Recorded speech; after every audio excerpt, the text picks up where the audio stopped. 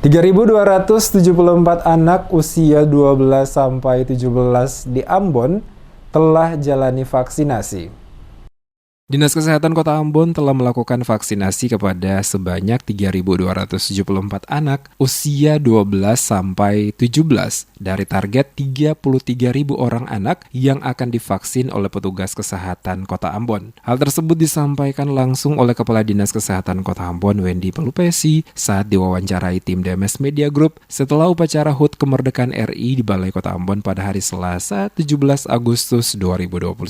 Pelupesi menjelaskan tercatat sebanyak 3.274 orang anak usia 12 sampai dengan 17 yang telah menjalani vaksinasi awal sampai dengan tanggal 16 Agustus. Dengan demikian, Dinas Kesehatan Kota telah melakukan vaksin 9,4% dari target vaksinasi 33.000 orang anak usia 12 sampai dengan 17 tahun di wilayah Kota Ambon. Untuk vaksinasi kepada anak ini dapat dilakukan pada RSUD Leimena, RST, dan puskesmas-puskesmas yang ada di Kota Ambon, termasuk juga pada seluruh gerai vaksinasi yang dibuka untuk melakukan vaksinasi. Salah satunya yang dibuka oleh pihak kepolisian Polda Maluku di lapangan Tantui, di mana jika ketersediaan vaksin ada, maka dapat disuntikan kepada mereka. Ditanya soal vaksin yang dilakukan pada setiap sekolah untuk para siswa yang rata-rata usia 12 sampai dengan 17 tahun, Kadis memaparkan sampai saat ini petugas belum melakukan vaksin kepada para siswa pada sekolah-sekolah mereka.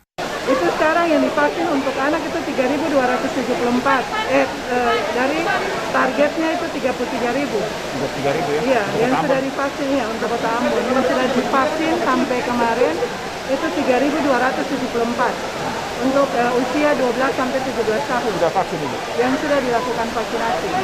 3.274, 9,8%. Itu di mana-mana? Lokusnya di sekolah ya? Masih di sekolah ya? Lokus bukan. Lokus sebagian besar di puskesmas. Kemudian ada juga yang gerai-gerai presisi.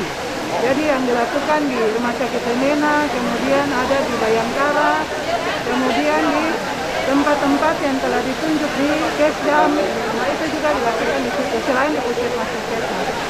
Di sekolah kami belum lakukan, masih di tempat-tempat pelaksanaan gerai-gerai vaksinasi. Lebih lanjut, Wendy menambahkan untuk mencapai target vaksinasi kepada anak usia 12 sampai dengan 17 tahun ini sangatlah sulit karena sebelum mendapatkan suntikan mereka harus diberi izin oleh orang tua serta membawa kakak mereka. Olehnya itu, dinas tidak tinggal diam. Petugas dari tim kesehatan terus memberikan sosialisasi dan edukasi kepada warga tentang anak-anak termasuk kelompok rentan yang mudah terpapar COVID-19.